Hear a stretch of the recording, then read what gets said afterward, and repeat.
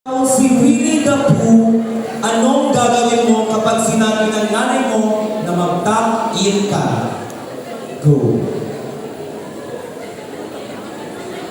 Well, ladies and gentlemen, before I answer this witty question, I'd like to inform everyone that this is a pageant where I have the, time for me. Sagot ko to, magulo ang tanong, kaya kung magulo din sagot ko, bahala kayo. But anyways, seriously speaking, kung ako si Winnie the Pooh, anong gagawin ko kapag sinabi ng nanay ko na mag-tap-in ka? You know what, this question is relatable to our personal lives. If ako si Winnie the Pooh, and sabihan man ako ng nanay mo na mag-tap-in ako, then definitely magta-tap-in ako. Kasi, ladies and gentlemen, I treasure my mom so much. Kaya hindi ko gusto suwayin kung ano man ang gusto niya sa akin gawin. Ladies and gentlemen, lagi natin pakakatandaan, ang nanay natin ang ilaw ng tahanan where we can find light, where we can find hope. Kaya walang masama na sumunod tayo sa ating mga nanay kung ito ay ikakabuti natin. Ladies and gentlemen, we don't have the right para sumuway. Well, sometimes meron din tayong hindi na pagkakaintindihan. Pero at the end of the day, ang nanay natin, ang pamilya natin, ang siya uuwihan natin, at ang siya mapagmamalaki natin at ipagmamalaki tayo. WBO, thank you. Very well said, Winnie Cordero. Huwag mong aalas ka rin ng puno. Kaya hindi ka na. Kung huling hininga mo na, anong mas gusto mo? Pa-inhale o pa-exhale? Uulitin ko. Parang alam mo rin sagot. Kung huling hininga mo na, ano ang mas gusto mo? Pa-inhale or pa-exhale?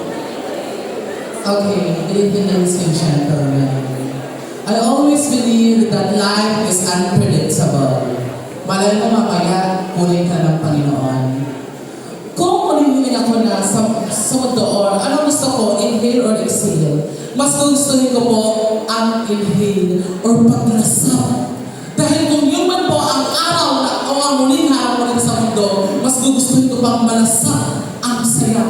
At kung ano ang tunay na ganda ng mundo. Unang-una, gusto kong nasapin ang sarap ng mga pagkain na gusto ko. Pangalawa, ang amoy ng aking mga magulang at mahal sa buhay. Dahil doon lang ako, malalasap ko na Lord, maaari mo na akong kunin. Lord, maaari mo na akong kunin sa iyong kalangitan. Dahil nakuha ko na ang kagustuhan ko sa mundong ginagalawan. Yun lamang po, napakasimple kasagutan, pero tiyak na maaating ang inyong mga puso. Maraming salamat po. Maraming salamat. Category number 2.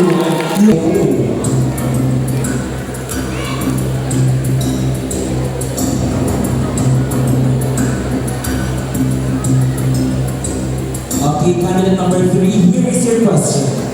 Kung makeup artist ka, tatanggapin mo ba ang offer na 1 million pesos kung galit na cobra ang lilipstikan mo?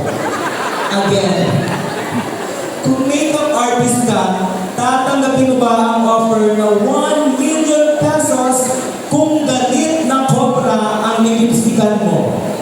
Go! Alright, first of all, good evening, ladies and gentlemen. The question is, kung makeup artist daw ako, tatanggapin ko ba ang offer na 1 million kung galit na cobra ang lilipstikan ko? First and foremost, hindi ko po tatanggapin. Why? Because alam naman po natin lahat na mahalaga ang buhay na ibinigay ng Diyos. And I wouldn't take any risk that the life that God has given to me. And that life makes me beautiful. And that life makes me unique. And that life makes me who I am today. Hindi ko po tatanggapin ang 1 million dahil mahal ko ang pamilya ko. And kaya kong kitain ang 1 million sa ibang paraan at sa mas maayos na paraan. And just what I've said, hindi ko ibubuhos sa aking buhay para lamang sa 1 million na lilipstikan ko. And thank you. Grabe, may mga boses yun. Yes, may iba't ibang perspective. Hindi ka... Alright. How are you? I'm fine. Thank you. Ito ang katanungan mo. Payag ka, ikaw ang pinakamaganda sa Earth, pero lahat kami nasa Mars. Payag ka, ikaw ang pinakamaganda sa Earth, pero lahat kami nasa Mars. So, ladies and gentlemen, ang katanungan na punta sa akin ay kung payag daw ba ako kung ako ang pinakamaganda sa Earth, pero lahat kayo nasa Mars. Unang-una, hindi ako papayag dahil aanin ko ang aking angking ganundahan kung wala itong nakikita.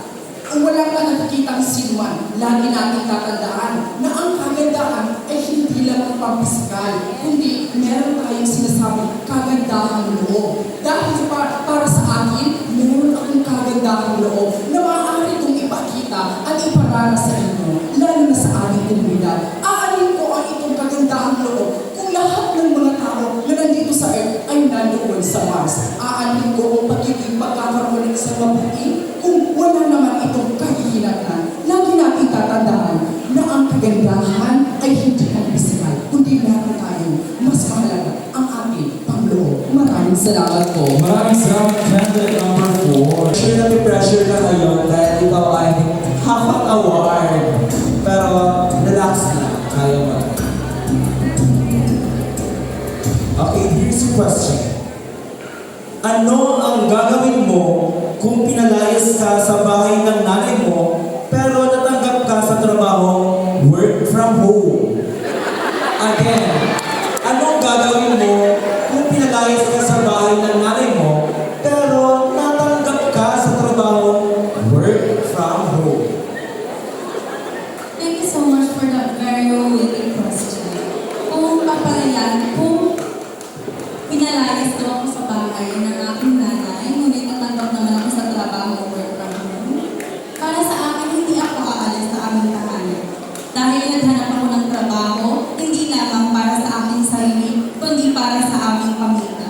As a breadwinner, I know how hard it is to make sacrifices in life. In college right now, I have to work in the day, I have to work at night in order to provide for my family needs. And if this thing could really help my family, why would I leave our home? It can benefit them as well. Siguro isang pakiusap lamang sa aking ina. Inay, ginagawa ko ang bagay na ito hindi lamang para sa aking pansariling interes, kundi para sa ating pamilya, para makatulong sa ating pangangailangan. Dahil sa hirap ng ating pamumuhay, gagawin ko ito kung ako ay iyong papahintulutan na manatili sa ating tahanan. Dahil there's no place like home, there's no place that gives us the strength, the love that we need, nothing but a home. Thank you and good evening. Thank you so much, candidate number. Sa kalahating nasa taas o kalahating nasa baba? Again, kung aalis ang nanay ng manananggal, saan ka sasama? Sa kalahating nasa taas o sa kalahating nasa baba? So, I believe, ladies and gentlemen, kung aalis ang aking nanay na manananggal, saan daw ba ako sasama? Sa kalahating nasa taas o sa kalahating nasa baba? Ang pipiliin ko po na samahan ay ang kalahating nasa baba. Bakit? Dahil umalis man siya, ay babalik pa rin siya kung saan man siya. For example, ang nanay ko ay naglayag sa isla at ang kanyang kalahating katawan ay nasa aming bahay. At the end of the day, babalik at babalik pa rin siya sa aming tahanan upang kami ay alagaan at mahalin. Yun lamang po at maraming salamat. Maraming salamat, ika-amin na kandidata. Kung feeling mo sa filter ka lang maganda, dapat ka na bang mangamba? Again, kung feeling mo sa filter ka lang maganda, dapat ka na bang mangamba? Naniniwala po ako na hindi po ako mangangamba once na maganda ako sa filter. Bakit? Alam ko sa sarili ko na maganda ang kalooban ko. At wala akong pakialam sa sasabihin ng maraming tao. Yun ang problema sa realidad ngayon. Masyadong judgmental ang mga tao sa mundong ito. Kung kaya na-judge po tayo dahil hindi po ito nakakaganda. Dahil as a mental health advocate, napakahalaga po sa akin na pahalagahan ng buhay ng isang tao.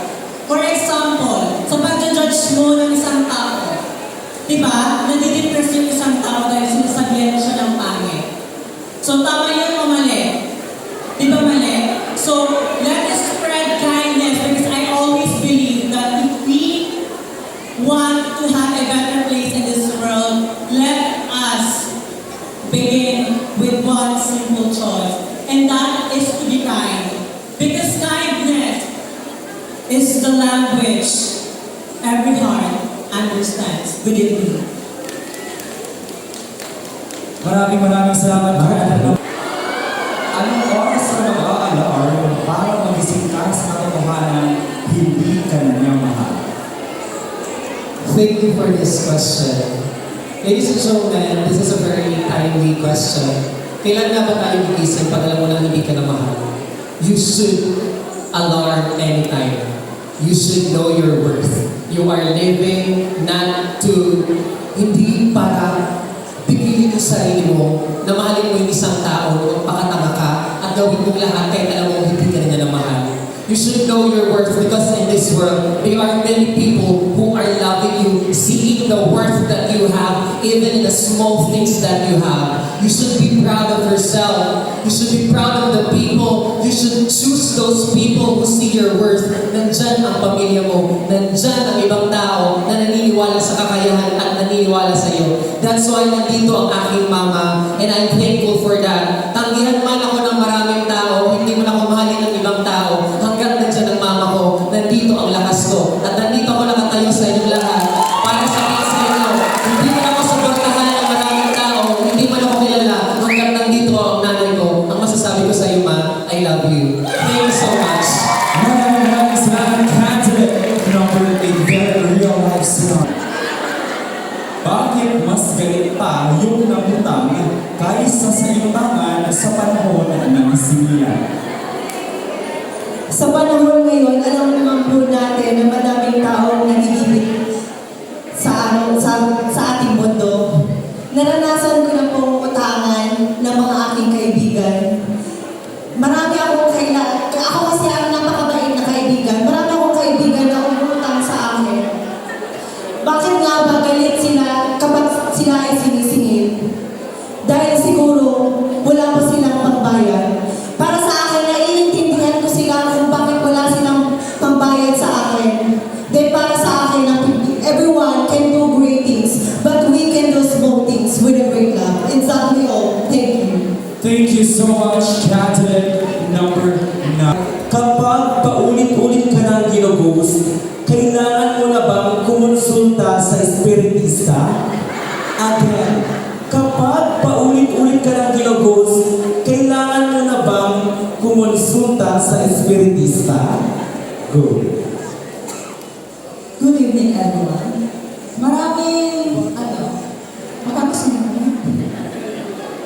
Basta ka sa Kapag paulit-ulit ka nang ginugos ng kalma, kailangan mo ng ibang Yeah, bakit po palaga hindi po? Dahil po, ginugos ka na po. Hindi na po yan, hindi mo po kailangan magkonsulta sa espiritista. Dahil po, pag ginugos ka po, kailangan po